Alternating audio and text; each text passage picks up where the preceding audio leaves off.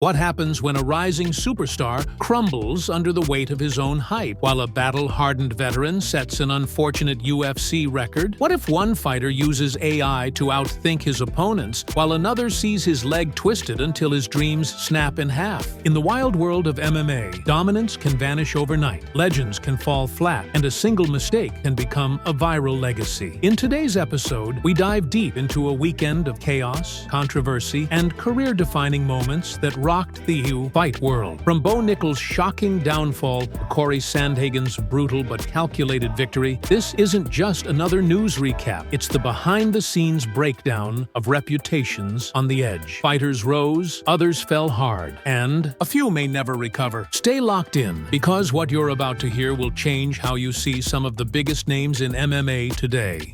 Jeremy Stephens once struck fear into opponents with his raw power and relentless aggression. But now, after a unanimous decision loss to Mason Jones, the narrative has completely flipped. With that defeat, Stephens' record in his last 10 fights drops to a stunning 1 win, 8 losses, and 1 no contest. A streak that would cripple any athlete, let alone a fighter once seen as a dark horse in the lightweight division. Worse still, he now shares the record with Clay Guida for the most losses in UFC history, 19. And what does he do after hitting this low point? He posts to Instagram, "Head high, 5:15 till I die." It's not defiance, it's survival. He's clinging to pride, to some sliver of identity that hasn't been beaten out of him in the cage. And it's heartbreaking, because this isn't just about losses. It's about watching a warrior unravel, about seeing a man who fought with fire now struggling to hold on to relevance in a sport that moves on mercilessly fast.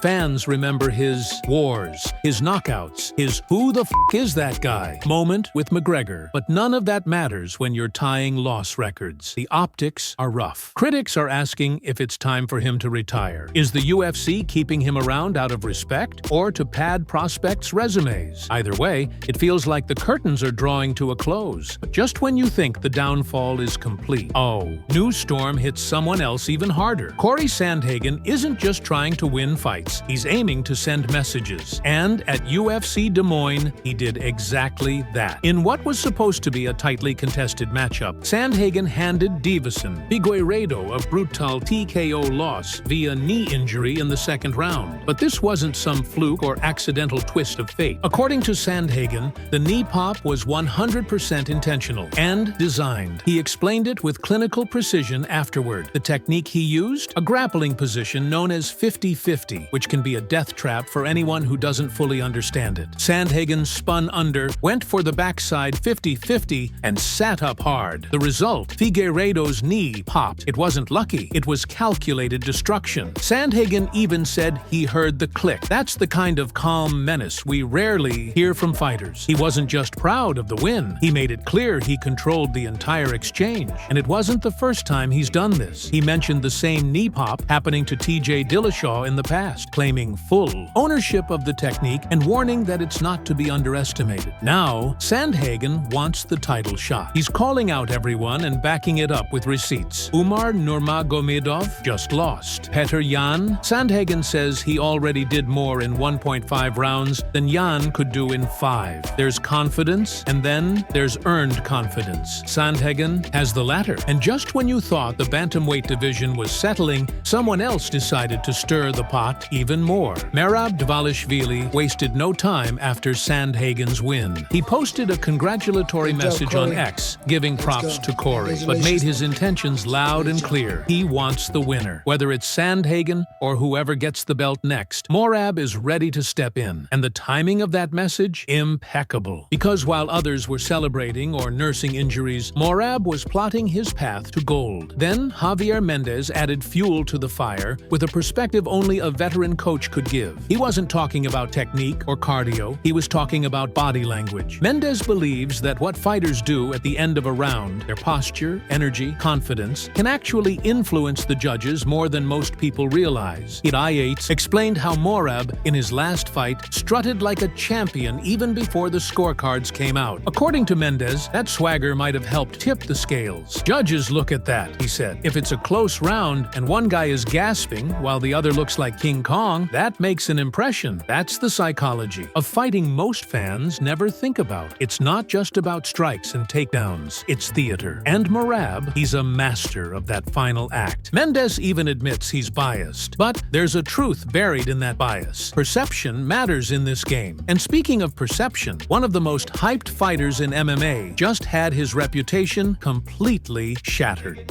Bo Nickal walked into UFC Des Moines as a golden prospect, a decorated wrestler with a bright future and sky-high confidence. But when the cage doors closed, everything changed. Reinier de Ridder, known more for his grappling finesse than knockout power, did what many thought impossible. He TKO'd Bo Nickal in the second round. For Bo, this wasn't just a loss. It was a public undoing, a detonation of hype. And to make it sting even more, de Ridder used the moment to call out Sean Strickland, essentially stepping over Bo's broken reputation on his way to a bigger payday. And then came the avalanche. Luke Rockhold reacted bluntly. Nickal sucks. Henry Cejudo, ever the mentor, was more supportive. He reminded Bo that he too had been finished early in his career, but bounced back to become champion. His message was clear: don't give up. But perhaps the most brutally honest take came from Corey Anderson, who said this fight proves why every wrestler must learn boxing. When your strongest tool fails, you need something to fall back on. The fight community turned on Bo almost instantly. Comments ranged from mocking to savage. Some even questioned if he ever deserved the spotlight to begin with. It's a harsh reminder. In MMA, you're only as good as your last fight, and Bo's last fight, it was a nightmare. But if you thought the backlash was over, it was just getting started. Bo Nickal's loss would have been bad enough on its own, but what made it worse? The receipts. Clips began circulating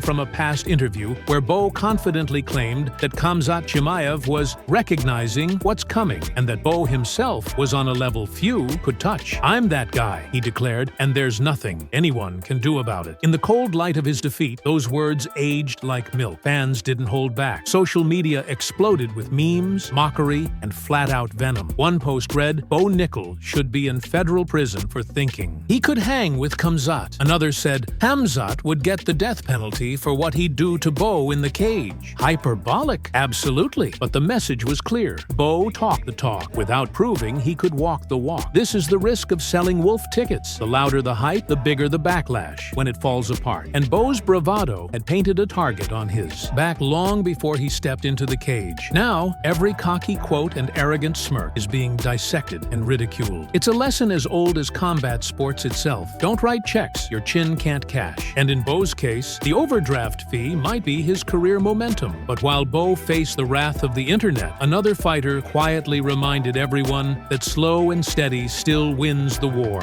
In a night full of highlight chaos, Daniel Rodriguez delivered one of the most underrated but meaningful performances. He didn't have a flashy walkout or a viral post-fight call-out. What he had was grit and a plan. Going up against Santiago Ponzinibbio, a respected veteran with knockout power, Rodriguez kept his cool and dissected him over 3 rounds. By the 3rd round, he pulled the trigger. TKO victory. Rodriguez later said he expected more resistance. He thought it'd be a war. But Ponzinibbio, he claimed, was slower and more predictable than anticipated. That's not a diss. It's a signal that Rodriguez is leveling up. He even admitted he could have finished it earlier, but adrenaline got the better of him. Still, he stuck to his usual strategy: wear opponents down and break them late. What makes this win special is what Rodriguez said afterward. He talked not just about climbing the ranks, but about how grateful he is for the opportunity, for changing his family's life, for showing his community that dreams are still possible. There's a quiet power in that kind of authenticity. No drama, no trash talk, just a man doing the work and thanking the people who helped him get there. In a sport driven by chaos, Rodriguez is becoming a rare breed, the humble finisher. And speaking of the future of fighting, turns out it's not just heart and fists anymore. It's also AI.